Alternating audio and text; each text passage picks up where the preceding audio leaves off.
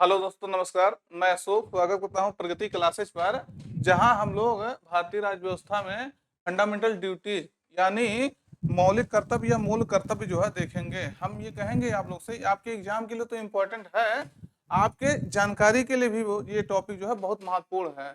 कब इसको जोड़ा गया था, क्या मूल संविधान में हमारे था या नहीं था, किस देश के संविधान से अगर लिया गया है, कब इसको जोड़ा गया था, और कौन कौन से मूल कर्तव्य हमारे हैं जिसको सब हर एक व्यक्ति को, हर एक इंडियंस को जो है जानना चाहिए कि क्या मेरा मूल कर्तव्य है, मौलिक कर्तव्य क्या है, फंडामेंटल ड्यूटीज क्या है। आप सब लोग जानते होंगे मौलिक अधिकार है, मौलिक अधिकार के लिए हम सब जो है हक से जो है मौलिक अधिकार मांगते हैं, लेकिन क्या ये भी हम लोग को पता होना चाहिए कि हमारा हमारा मौलिक कर्तव्य क्या है, हमारा जो है फंडामेंटल ड्यूटीज क्या है। तो उसी के बारे में आज हम लोग जानेंगे यहाँ इस सेशन में। तो काफी इंपॉर्टेंट होने वाला है। हम तो आपसे कहेंगे कि आप हर एक व्यक्ति को इसको जो है दिखाइएगा। आपके घर में आपका भाई हो, बहन हो या माता पिता कोई भी हो, उनको भी दिखाइएगा कि ये आपका ड्यूटी है, आप क्या इसको फॉलो करते हैं कि नहीं करते हैं। तो काफी इंपॉर्टेंट होने वाला है सेशन। इसको हम लोग आसान भाषा में देखेंगे। तो देखेंगे इसको जो है कहाँ जोड़ा गया है, कब इसको लाया गया था, सब। चलिए आज के सेशन में इसका हम लोग पूरा डिटेल्स देखेंगे। Just 1 minute. तो दोस्तों पहले ये जान लीजिए कि इसको जो है कब जोड़ा गया था। तो इसको जो है 42वां संविधान संशोधन आया था। कौन सा? ठीक है, आपको पेन चेंज करना होगा। 42वां संविधान संशोधन आया था। कब आया था दोस्तों? कॉन्स्टिट्यूशन अमेंडमेंट एक्ट आया था 1976 में, 1976 में। आप जानते होंगे इसी 42वें संविधान संशोधन को जो है मिनी कॉन्स्टिट्यूशन कहते हैं, लघु संविधान कहते हैं। क्यों? क्योंकि इसी संविधान संशोधन के द्वारा जो है कई सारे महत्वपूर्ण जो है परिवर्तन किए गए थे। तो इसी 42वें संविधान संशोधन के द्वारा जो है मूल कर्तव्यों को जो है जोड़ा गया था। किसके द्वारा जोड़ा गया था? 42वें संविधान संशोधन के द्वारा 1976 में।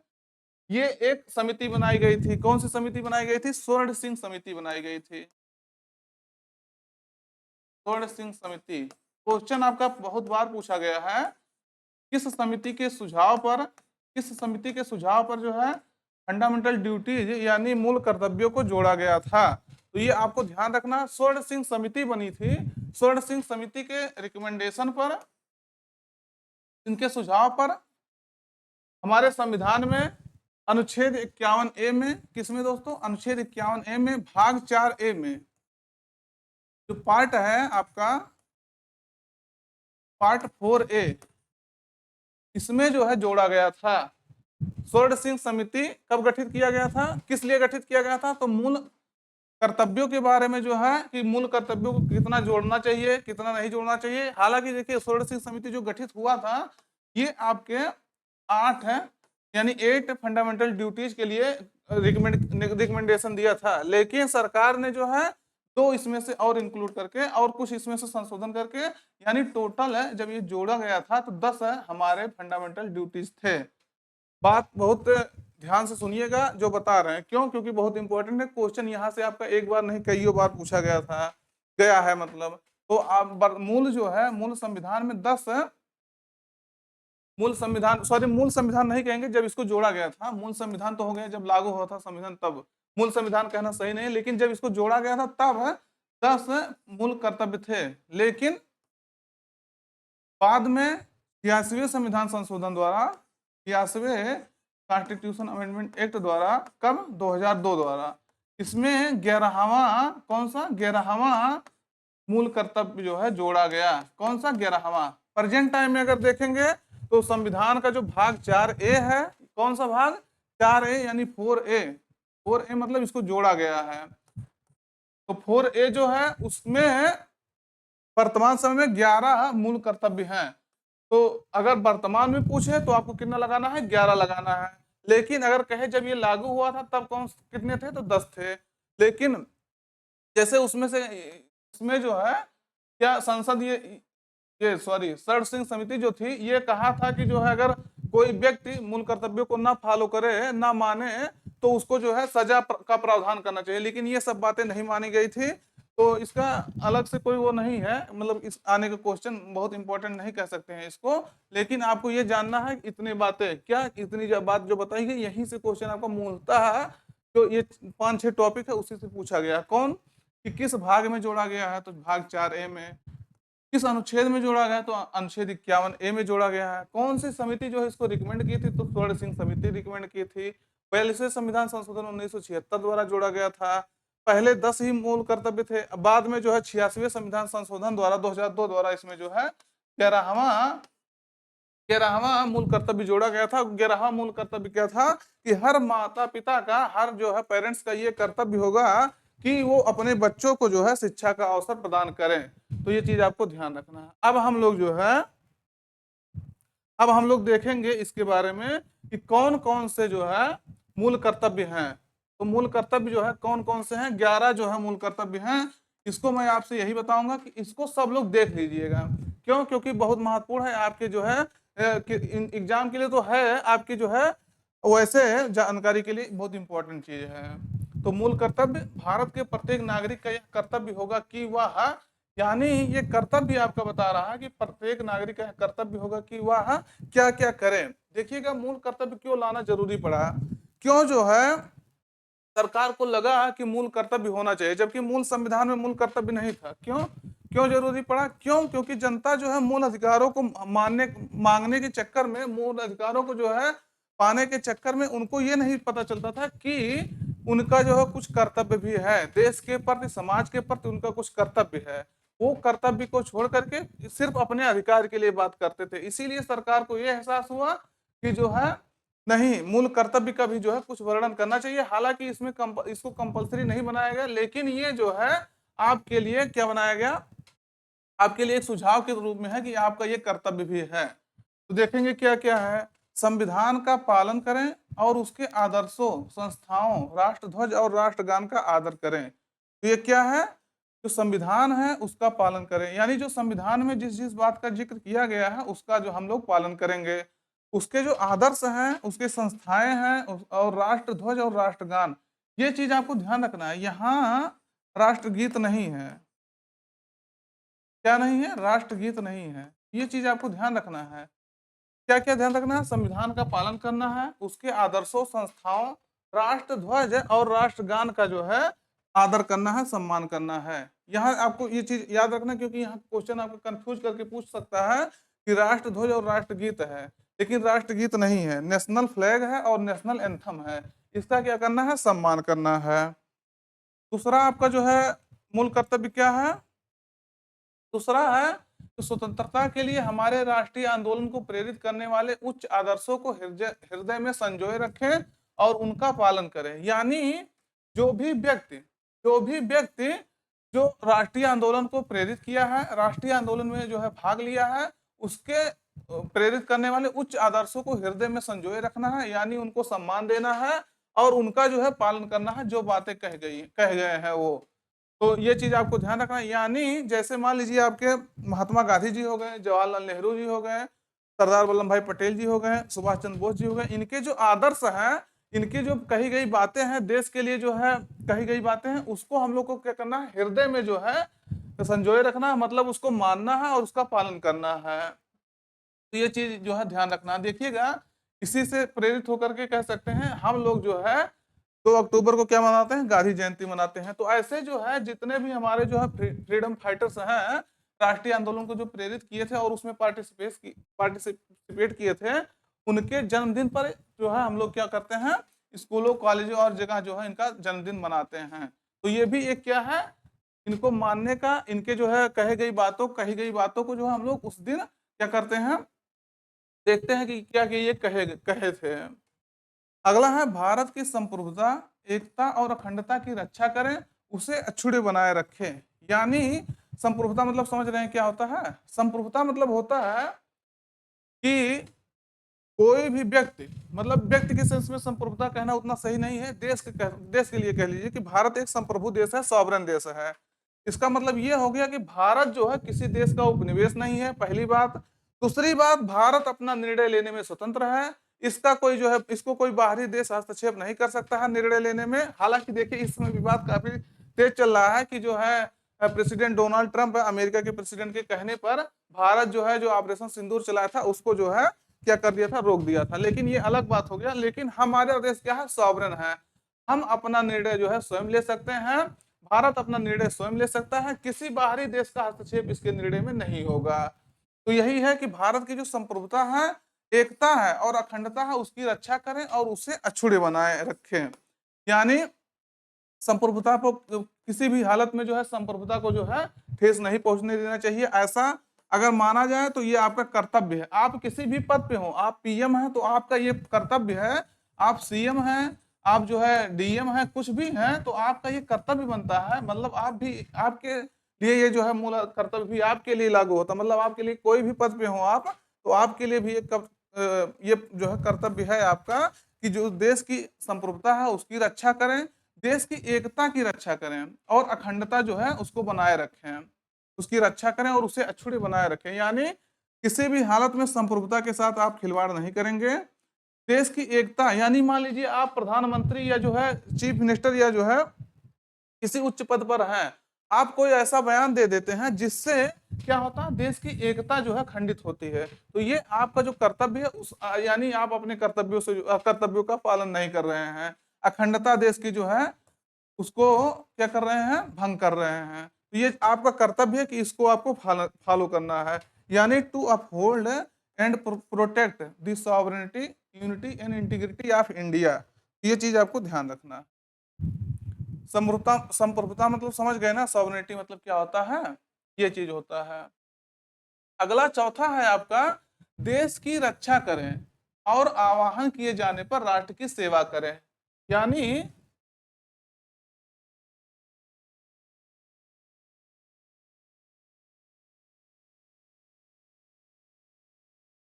देश की रक्षा करना है और आवाहन किए जाने पर राष्ट्र की क्या करना है, सेवा करना है। यानी अगर देश को कभी आवश्यकता लगे कि हाँ आपकी आवश्यकता है देश को, तो देश की आपको रक्षा करना है और आवाहन किए जाने पर राष्ट्र की सेवा करना है। यानी आप देखे होंगे जब कोरोना लगा था आपके यहाँ, मतलब भारत में कोरोना आया था, क्या कोरोना आया था, उस वजह से, कोरोना की वजह से देश के बहुत सारे लोग पैसा अपना डोनेट किए थे। क्यों? सरकार ने ये सरकार ने ये कहा था कि सरकार एक फंड बना रही है, उसमें आप लोग जो है देश की रक्षा के लिए, देश की जो है जितने भी देश को और ज्यादा फैसिलिटी प्रोवाइड करने के लिए आप डोनेट करिए। बहुत सारे लोग जो है बहुत सारा पैसा जो है उसमें डोनेट किया गया था।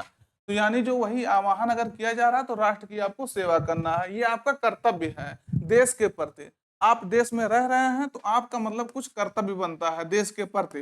देश की जो है भूमि का यूज कर रहे हैं, देश के संसाधन का यूज कर रहे हैं, देश में निवास कर रहे हैं, तो वही देश के प्रति आपका जो है कर्तव्य बनता है। मान लीजिए कभी ऐसी स्थिति आ जाए कि युद्ध वगैरह होने लगे, तो अगर जितना भी आपसे हो सके वो आप करिए, ये आपका कर्तव्य है।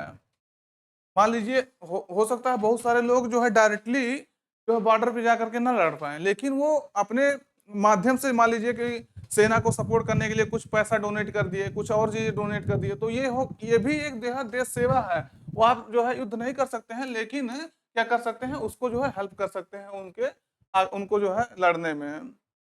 अगला है भारत के, पांचवा देखिएगा आपका जो है कर्तव्य क्या है, भारत के सभी लोगों में समरसता और समान भ्रातृत्व की भावना का जो है निर्माण करें, जो धर्म, भाषा और प्रदेश या जो है वर्ग पर आधारित सभी भेदभावों से परे हो, और ऐसी प्रथाओं का त्याग करें जो महिलाओं के सम्मान के विरुद्ध हो। बहुत इंपॉर्टेंट बात कही गई, इसको देखिएगा। कह रहा भारत के सभी लोगों में जो है समरसता और समान भ्रातृत्व यानी भाईचारे की भावना को क्या करना है, उसकी भावना का निर्माण करना है, जो धर्म यानी रिलीजियंस, भाषा यानी लैंग्वेज और प्रदेश यानी जो है रीजन्स या वर्ग पर आधारित सभी भेदभावों से परे हो। यानी क्या करना है, धर्म के आधार पे, भाषा के आधार पे, प्रदेश के आधार पर मतलब क्षेत्र के आधार पर, या वर्ग के आधार पर कौन किस वर्ग का है, उस पर आधारित सभी भेदभाव से जो है ऐसा आपको भ्रातृत्व की भावना विकसित करना है जो इस सब से जो है परे हो, और ऐसी प्रथाओं का त्याग करना है जो महिलाओं के सम्मान के विरुद्ध हो। निश्चित रूप से ये जो है आपका कर्तव्य बनता है, हर एक व्यक्ति का कर्तव्य बनता है कि ऐसी प्रथा कोई न यूज करे जो महिलाओं के सम्मान के क्या हो, विरुद्ध हो। जैसे मान लीजिए पहले क्या चलता था, सती प्रथा चलता था, सती प्रथा। तो ये सब प्रथाएं जो थी क्या थी, ये जो है महिलाओं के खिलाफ है। अभी भी बहुत सारे, जैसे पर्दा प्रथा हो गया, अभी चलता है पर्दा प्रथा। मान लीजिए दहेज प्रथा भी कह सकते हैं, वो ज्यादा करके महिलाओं को ही प्रभावित कर रही है। ये प्रथाएं जो है, ये महिलाओं के जो सम्मान के विरुद्ध है, इनको हम लोग को आचरण नहीं करना है। और जैसे मान लीजिए, इनको ऐसा माहौल प्रोवाइड करना है कि इनके अंदर जो है इक्वलिटी की भावना आए, कि हाँ हम भी समान हैं, हम समान रूप से जो है इस देश में रह रहे हैं। लेकिन क्या ऐसा है, ये आप सब जानते होंगे, क्या ऐसा हम लोग के हमारे समाज में ऐसा है कि महिलाओं को जो है समान अवसर दिया जा रहा है? तो ये हमारा क्या है, नैतिक कर्तव्य है कि उनको जो है समान रूप से जो है देखा जाए, और ऐसी प्रथाएं जो है लाई जाए जो उनके खिलाफ ना हो, उनको जो है किसी भी रूप में नीचा ना दिखाए, या उनको जो है क्या करे, समाज में आगे बढ़ने से ना रोके। तो ये हमारा क्या है, नैतिक कर्तव्य है कि इसको हम लोग फॉलो करें। जैसे मान लीजिए आपका भी ये कर्तव्य है कि अगर वो कहीं जा रहे हैं तो उनको जो है क्या करना है, परेशान नहीं करना है, मतलब उनको आगे बढ़ने में आपको रुकावट नहीं डालना है। तो ये आपका क्या है, कर्तव्य है। अगला है, हमारी सामाजिक संस्कृति की गौरवशाली परंपरा का जो है महत्व समझे और उसका जो है परिरक्षण करें। यानी जो हमारी संस्कृति है, हमारी जो सामरिक संस्कृति है, कल्चर है, उसको हम लोग को क्या करना है, उसका परिरक्षण करना है। यानी इंग्लिश में इसको कहेंगे to value and preserves the rich heritage of our composite cultures.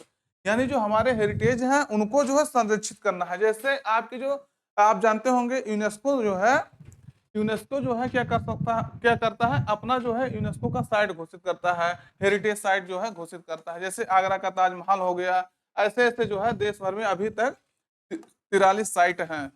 तो ये सब क्या है, हमारी संस्कृति है, हमारी कल्चर है, हेरिटेज है, इनको जो है संरक्षित करना है, जिससे हमारी संस्कृति को जो है बढ़ावा मिलता है। तो ये हमारा कर्तव्य है कि जो हमारी सामाजिक संस्कृति की गौरवशाली परंपरा है, उसका महत्व समझना है और उसका जो है परिरक्षण करना है, यानी उसको संरक्षित करना है। ये हमारा क्या है, मूल कर्तव्य है, ये हमारा जो है दायित्व है। अगला है, प्राकृतिक पर्यावरण की जो है, प्राकृतिक पर्यावरण मतलब नेचुरल इन्वायरमेंट है, उसकी रक्षा करना है। अब उसमें क्या क्या आते हैं, प्राकृतिक पर्यावरण की, जिसके अंतर्गत जो है वन आता है, झील आता है, वन आता है, झील आता है, नदी आता है और वन्य जीव आते हैं। ये है, उनकी रक्षा करें और उसका संवर्धन करें तथा प्राणी मात्र के प्रति जो है दया भाव रखें। तो ये बात आपको समझ में आई होगी। जो प्राकृतिक पर्यावरण है, नेचुरल इन्वायरमेंट है, उसकी क्या करना है, उसमें उसके अंतर्गत जो जैसे आ गए फॉरेस्ट आ गया आपका, झील आ गया, लेक, नदी यानी रिवर्स, वन्य जीव यानी वाइल्ड लाइफ, ये सब आते हैं, उनकी रक्षा करना है और उसका संवर्धन करना है, जिससे उनकी जो है ग्रोथ बढ़ सके। प्राणी मात्र के प्रति दया भाव रखना है। निश्चित रूप से ये जानते होंगे आप, जैसे आप गांव में जानते होंगे बहुत, जब सुअर को आप सुने होंगे, ठीक है, या नील गाय जो गांव में फसलों को बहुत ज्यादा नुकसान करते थे, क्या होता था, इनको जो है लोग बहुत ज्यादा मारते थे। तो ये आप जानिए, इसको अगर आप मार रहे हैं तो इसके लिए सजा का प्रावधान है। हमारे जो है संसद में एक्ट पारित किया गया है, उसके तहत सजा का प्रावधान है। तो यानी वही चीज कहा रहा है कि प्राकृतिक पर्यावरण है, उसके अंतर्गत अगर मान लीजिए वन काट रहे हैं, जंगल आप काट रहे हैं, तो उसके लिए भी प्रावधान है सजा का। निश्चित रूप से ये आप जानते होंगे बहुत अच्छी तरीके से कि पेड़ काटना जो है क्या है, एक क्राइम है, इसको जो है इसके तहत सजा होता है। झीलों को अगर आप मान लीजिए कहीं झील है, उस पे आप घर बनवा रहे हैं या उसको जो है मिट्टी पटवा करके उस पे कोई अपना काम करवा रहे हैं, तो वो भी एक सजा है। नदी जो है, इनकी मान लीजिए मार्ग को आप परिवर्तित कर रहे हैं, या यहाँ बहुत ज्यादा कटान कर रहे हैं नदी में, जानते होंगे कि बालू वगैरह जो खनन होता है, रेत वगैरह, उसके लिए भी जो है दंड का प्रावधान किया जाता है। जो वन्य जीव है, वाइल्ड लाइफ में भी कोई भी जानवर ले लीजिए जो जंगल में रहने वाले हैं, उनकी रक्षा करना है और उसका संवर्धन करना है। यानी इसको इंग्लिश में देखेंगे, to protect and improve the natural environment including forest, lakes, rivers, wild life and to have compassion for living creatures. ये चीज आपको ध्यान रखना है, इंपॉर्टेंट है। यानी आपका ये कर्तव्य है कि जो जंगल है, वन है, झील है, नदी है, इन सब का जो है संरक्षण करना है। और प्राणी मात्र जो है, प्राणी यानी जो प्राणी है, उनके प्रति जो है दया भाव रखना है, उनको मारना नहीं है। तो ये चीज आपका कर्तव्य बनता है। तो आप लोग निश्चित रूप से ये आप हम उम्मीद करेंगे कि आप लोग अपने कर्तव्यों पर जो है खरा उतरेंगे। आप लोग डिमांड करते हैं कि मेरा ये अधिकार है, मैं इसको लेके रहूँगा। सरकार के प्रति जो है सरकार के खिलाफ झंडा लेकर खड़े हो जाते हैं कि नहीं हमें ये चाहिए। लेकिन आपका जो कर्तव्य है उसको भी आप जो है फॉलो करिए। निश्चित रूप से आपका जो अधिकार है उसको लीजिए, लेकिन आपका जो कर्तव्य है उसको भी आप करिए। अगला है वैज्ञानिक दृष्टिकोण, मानववाद और ज्ञानार्जन तथा सुधार की भावना का जो है विकास करें। यानी to develop the scientific temperament आपको जो है विकसित करना है। To develop the scientific temper, humanism and the spirit of inquiry and reforms. यानी जो वैज्ञानिक दृष्टिकोण है उसका विकास करना है। यानी आपको जो है रूढ़िवादी सोच में नहीं जीना है। रूढ़िवादी सोच में मान लीजिए कई बार सुनते होंगे कि एक ही परिवार के जो है 5 लोग किसी बाबा के कहने पर क्या करके फांसी लगा लिए। तो निश्चित रूप से यही कह रहा कि वैज्ञानिक दृष्टिकोण, आप वैज्ञानिक रूप से हर काम करिए। जो साइंटिफिक है उसको जो है उसको अपने अपनाइए, न कि किसी के कहने पर मान लीजिए पूरा का पूरा परिवार ही जो है फांसी लगा करके मर गया कि मोक्ष की प्राप्ति होगी। तो ये साइंटिफिक चीज नहीं है। तो रूढ़िवादी परंपराओं को जो है उसको त्यागना है, साइंटिफिक टेम्परामेंट विकसित करना है। तो वैज्ञानिक दृष्टिकोण, मानववाद, जिससे जो है मानव का जो है कल्याण हो, उस टेम्परामेंट को विकसित करना है और ज्ञान का अर्जन करना है तथा सुधार करना है, सुधार की भावना का जो है विकास करना है। ये कहा गया है आपके 8वें मूल कर्तव्य में। तो ध्यान रखना है सार्वजनिक संपत्ति को जो है सुरक्षित रखें और हिंसा से दूर रहें। निश्चित रूप से बहुत इंपॉर्टेंट बात कहा गया है, to safeguard public property and to abjure violence. यानी आप जानते होंगे कहीं भी विरोध प्रदर्शन होता है, हम लोग का निश्चित रूप से हमारा अधिकार है कि हमारा मूल 19 के आर्टिकल्स 19 के तहत जो है ये हमारा क्या है फंडामेंटल राइट्स है कि हम जो है विरोध कर सकते हैं सरकार के खिलाफ या किसी के खिलाफ विरोध कर सकते हैं। मैं ये भी कहूंगा कि हाँ निश्चित रूप से आपका अधिकार है, लेकिन ये आपका कर्तव्य भी है कि उसके तहत जो है आप सार्वजनिक संपत्ति को नुकसान नहीं पहुंचाएंगे। मतलब समझे बात।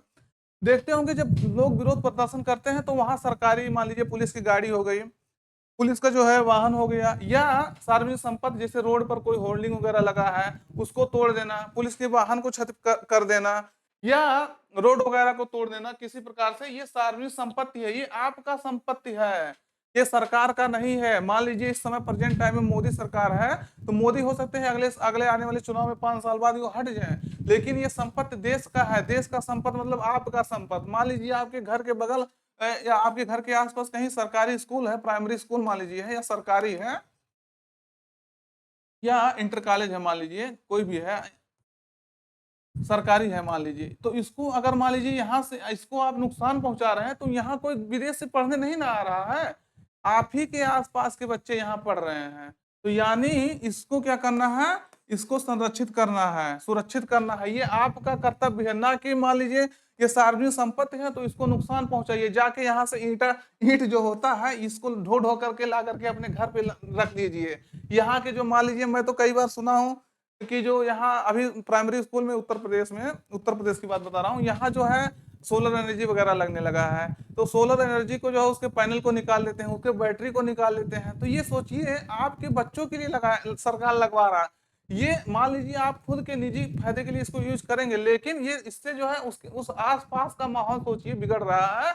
वहां जो अगर लगा रहता तो आपके जो इतने पूरे आसपास के बच्चे हैं सब आपका जो है उसका फायदा उठाते हैं, लेकिन आप उसको यूज कर लिए, तो ये गलत है। ये सार्वजनिक संपत्ति है, इसको आपकी सुरक्षित करना है और हिंसा से दूर रहना है। यानी मान लीजिए सरकारी स्कूल है, यहाँ दिन रात कोई रहेगा नहीं, कभी छुट्टी है, तो इसको ये नहीं कि आप उसको जो है क्या करके नुकसान कर दीजिए। और हिंसा आपको नहीं करना है, वायलेंस से क्या करना है, दूर रहना है। ये बात भी आपको ध्यान रखना। आप अपना बात एक तर्क से, आपको अधिकार दिया गया है कि आप जो है विरोध कर सकते हैं सरकार का, लेकिन ये नहीं कि विरोध करने के दौरान आप हिंसा जो है हिंसा पर उतर आइए। तो ये होता है, हिंसा से आपको दूर रहना है। अगला है अगला है देखिए 10वां नंबर, व्यक्तिगत और सामूहिक गतिविधियों के जो है सभी क्षेत्रों में उत्कर्ष की ओर बढ़ने का सतत प्रयास करें, जिससे राष्ट्र निरंतर बढ़ते हुए प्रयत्न और उपलब्धि की नई ऊंचाइयों को जो है छू सके। यानी ये कह रहा है व्यक्तिगत और सामूहिक रूप से आप अपने आप से भी आगे बढ़ने का प्रयास करें और सामूहिक कलेक्टिवली भी जो है आगे बढ़ने का प्रयास करें, जिससे क्या हो सके, जिससे राष्ट्र जो है आगे ऊंचाइयों पर जो है बढ़ सके। यानी भारत जो, जिसको हम लोग कह रहे हैं कि भारत विश्व गुरु बनेगा, तो वो जो है विश्व गुरु बनने के रास्ते में जो है आगे हो सके। तो यही चीज कह रहा है कि व्यक्तिगत और सामूहिक गतिविधियों के सभी क्षेत्रों में, हर क्षेत्र में आपको जो है व्यक्तिगत रूप से और सामूहिक रूप से यानी कलेक्टिवली जो है सभी क्षेत्रों में उत्कर्ष की ओर बढ़ना है, यानी ऊंचाइयों पर की ओर बढ़ने का हमेशा प्रयास करना है, सतत प्रयास करना है, सस्टेनेबल जो है आपको जो है प्रयास करते रहना है, जिससे क्या हो, राष्ट्र जो है निरंतर जो है बढ़ते हुए प्रयत्न और उपलब्धि की नई ऊंचाइयों को छू सके। यानी अगर आप बढ़ेंगे तो आपका समाज बढ़ेगा, मतलब पहले ये सोचिए, आप बढ़ेंगे आपका परिवार आगे जाएगा, आप बढ़ेंगे, मान लीजिए अच्छा काम करेगा आपका समाज आगे जाएगा, आपका समाज जाएगा आपका प्रदेश जाएगा, आपका प्रदेश जाएगा आपका देश जाएगा। तो यही चीज आपको करना है कि ऐसा काम करिए जिससे राष्ट्र जो है क्या करे, ऊंचाइयों पर हो सके। मान लीजिए आप ऐसा काम कर रहे हैं, कई बार सुने होंगे कोई डीएसपी वगैरह रहता है, डीएसपी बताइए इतना बड़ा पोस्ट पा गए आप डीएसपी का, डिस्ट्रिक्ट का जो सुपरिटेंडेंट ऑफ पुलिस होता है डिप्टी उसके बन गए आप।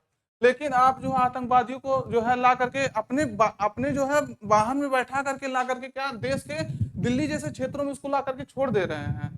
उनको कुछ रुपए के लिए बताइए, सोचिए देश के लिए, देश के साथ ये कितना बड़ा गद्दारी होगा कि कोई व्यक्ति है डीएसपी के पद पर रह चुका है, ऐसा घटना हुआ है, रियल घटना है। डीएसपी के पद पर कोई व्यक्ति बैठा है दोस्तों, और उसको जो है वो अपने वाहन में आतंकवादी को बैठा करके लाके दिल्ली के एरिया में छोड़ा, और वो बाद में पकड़ा भी गया। तो सोचिए ये है आपका मतलब दायित्व तो है कि ऐसा काम कोई ना करे कि जिससे क्या हो, राष्ट्र जो है पिछड़े। यानी ऐसा काम करिए हमेशा जिससे राष्ट्र जो है आगे की ओर बढ़े। अगर ये व्यक्ति है डीएसपी बना है तो निश्चित रूप से उसको जो है पॉलिटिकल साइंस या पॉलिटी पढ़ के वो गया होगा, लेकिन बताइए उसको इतना नॉलेज नहीं है कि उसको ऐसा करना चाहिए कि नहीं करना चाहिए। वो ऐसा काम किया कि जिससे क्या हो, राष्ट्र में आतंकवाद की घटना फैले, उससे उसके परिवार के लोग तो उसका हानि होता नहीं, देश का हानि होता। तो उसको इतना नहीं पता था कि देश का हानि होगा तो मेरा भी हानि होगा। वो सिर्फ अपने फायदे के लिए, उसको कुछ पैसा मिल गया होगा, अपने फायदे के लिए क्या किया, आतंकवादियों को भी जो है ला करके दिल्ली जैसे क्षेत्रों में अपने वाहन से ला करके छोड़ दिया। तो ऐसी बहुत सारी घटनाएं होती हैं, तो इस सब से आपको क्या करना है, बचना है। ऐसा कोई भी काम नहीं करना जिससे राष्ट्र को थोड़ा सा भी नुकसान हो सके। इसीलिए जो है आप देखिए भारत के जो है वीर कहा जाता है भारतीय सेना को, वो कितना जो है डेडिकेट होकर के देश की रक्षा करते हैं, किसी भी एंगल पर जो है वो अपने साथ, यहाँ तक कि अपने परिवार को भी छोड़ देते हैं देश की सेवा के लिए, राष्ट्र की सेवा के लिए। तो वही चीज है कि मतलब आप ऐसा कोई भी काम ना करिए कि जिससे क्या हो, राष्ट्र का थोड़ा सा भी नुकसान हो, उसको आगे बढ़ाने में आप सहयोग करिए। फिर अगला कह रहा 11वां, 6 से 14 वर्ष तक की जो है उम्र के अपने बच्चों को शिक्षा के अवसर उपलब्ध कराना। तो ये चीज आपको बता दी, ये जो है 86वें संविधान संशोधन द्वारा 86 कॉन्स्टिट्यूशन अमेंडमेंट एक्ट 2002 द्वारा जोड़ा गया था। यानी आप ये भी जानते होंगे कि इसको जो है मूल अधिकार भी बनाया गया है। 6 से 14 साल तक जो बच्चा है उसको जो है निःशुल्क शिक्षा प्रोवाइड करना सरकार का क्या है, कर्तव्य है। और हमारा अधिकार है कि अगर मैं 6 से 14 साल का हूँ तो मैं शिक्षा प्राप्त कर सकूं, मुझे शिक्षा से वंचित नहीं होना, मतलब शिक्षा से वंचित नहीं कर सकता है सरकार। तो ये चीज आपको ध्यान रखना। तो उसी को जो है कर्तव्य भी बना दिया गया कि मान लीजिए सरकार फ्री में सब चीज आपको दे रही है, क्या बैग दे रही है, उसके साथ जो है आपको स्कॉलरशिप दे रही है, और जो है कपड़ा दे रही है, मतलब ड्रेस दे रही है, खाना आपको दे रही है। तो उसमें आपका ये कर्तव्य है कि आप अपने बच्चों को स्कूल में जाने का कम से कम अवसर तो उपलब्ध कराइए। बच्चा स्कूल में जा ही नहीं पाएगा, उसको आप छोटे छोटे कामों में अपने साथ, मान लीजिए आप कोई दुकान खोले हैं, आप उसको उसके साथ अपने साथ उसको हमेशा रखे रहेंगे तो वो कहाँ जा पाएगा। तो वही कह रहा है कि ऐसा काम, ऐसा माहौल दीजिए बच्चों को, ऐसा जो है अवसर दीजिए कि बच्चा पढ़ाई से वंचित ना हो पाए। तो ये आपका क्या है, कर्तव्य है, हर माता पिता का ये कर्तव्य है। तो वही इसीलिए कह रहे हैं आप अपने बच्चों को जो है मतलब आप हर परिवार को इसको दिखाइए वीडियो कि हाँ ये चीज आपका कर्तव्य है, आप इसको करिए। नहीं कर रहे हैं तो आप इसका मतलब गलत काम कर रहे हैं, ये आपको करना चाहिए। तो 6 से 14 वर्ष के अगर आपके बच्चे हैं तो उनको जो है अवसर प्रोवाइड करिए। अगर मान लीजिए 6 से 14 वर्ष के हो गए तो इसका मतलब ये नहीं कि हाँ उनको अवसर नहीं प्रोवाइड करेंगे, उनको निश्चित रूप से शिक्षा का अवसर जो है आपको प्रोवाइड करना है जितना आपसे हो सकता है। यहाँ तक तो सरकार आपको फ्री में दे रही है। तो ये 11वां मूल कर्तव्य जो है 86वें संविधान संशोधन द्वारा जोड़ा गया, ये चीज आपको हम बता ही दिए हैं। तो ये था आपका जो है मूल कर्तव्य। 11 मूल कर्तव्य आपके थे, किस समिति द्वारा बना, कब जो है आया। और ये चीज आपसे शायद मैं कंफ्यूज हो गया, उसको जो बताया ना, ये जो है रूस है, पूर्व जो है सोवियत संघ जिसे कहते थे, यूएसएसआर, रूस के संविधान से लिया गया है। ये चीज आपको ध्यान रखना है, रूस के संविधान से इसको लिया गया है। और जो बड़े बड़े देश हैं, डेवलप्ड देश हैं, विकसित देश हैं, उनमें आप कह सकते हैं कि ये आपके जो है फंडामेंटल राइट्स नहीं है। जैसे आप जर्मनी ले लीजिए, इटली ले लीजिए, उसके बाद जो है यूएसए, सॉरी यूएसए, हाँ यूएसए ले लीजिए। ऐसे जो देश हैं उनमें भी जो है फंडामेंटल राइट्स नहीं है, राइट्स नहीं, सॉरी, फंडामेंटल ड्यूटीज, राइट्स तो अलग चीज हो गया, फंडामेंटल ड्यूटीज वहां नहीं है। यानी जापान जैसे देश अगर देखेंगे तो इनको छोड़ दिया जाए, रूस जैसे देश, तो और बाकी देशों के पास जो है फंडामेंटल ड्यूटीज का जो है उन कॉन्सेप्ट नहीं है, वो अपना ड्यूटी जो है निभाते हैं। लेकिन तो ये आपको ध्यान रखना, आपके देश में जो है ये चीजें हैं कि फंडामेंटल ड्यूटीज यानी मूल कर्तव्य आपका क्या है, तो ये आपको जानना जरूरी था। और ये इसको जो है सिर्फ जानना नहीं, इसको फॉलो करने का प्रयास करना है कि हाँ, जिससे क्या हो, आपके अंदर एक व्यक्तित्व का विकास हो सके, अच्छे नागरिक का विकास हो सके। देखिएगा, जीना एक अलग चीज होता है, लेकिन अच्छा व्यक्तित्व बन करके जीना, समाज में अपना जो है एक अच्छा पहचान बना करके जीना, वो अलग चीज होता है, उसका अलग ही जो है एक क्रेज होता है। तो ये आपको ध्यान रखना, जितनी बातें बताई गई। और इसको लाना इसलिए जरूरी हो गया, क्यों? क्योंकि जो है हम लोग इसको, एक मिनट देख लीजिए, इसको लाना इसलिए जरूरी है, क्यों? क्योंकि हम लोग जो है अपने मूल अधिकारों के प्रति जो है बहुत सजग रहते थे, कोर्ट में चले जाते थे कि मूल अधिकार है मेरा, इसको मिलना चाहिए। लेकिन हमारा क्या कर्तव्य है, ये हमको चीजें ये नहीं पता चलता था। तो उसको इसके लिए क्या किया गया, सरकार जो है क्या की कि अब जो है जोड़ दिया जाए एक पार्ट 4A जोड़ दिया जाए, जिससे क्या हो, इनको मूल कर्तव्यों के बारे में पता चले कि अधिकार के साथ साथ आपका कर्तव्य भी है।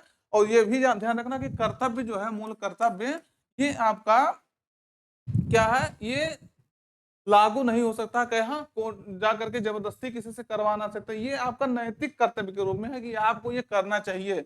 वही आपका फंडामेंटल जो राइट्स होता है यानी मूल अधिकार होता है, इसको आप लागू करवा सकते हैं, यानी कोर्ट जा सकते हैं अगर ये इसका हनन हो रहा है।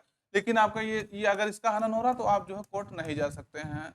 ये चीज भी आपको ध्यान रखना। और इसको जो है नीति निश्चित तत्व जो भाग 4 में है उसके बाद जोड़ा गया। क्यों जोड़ा गया 4A में?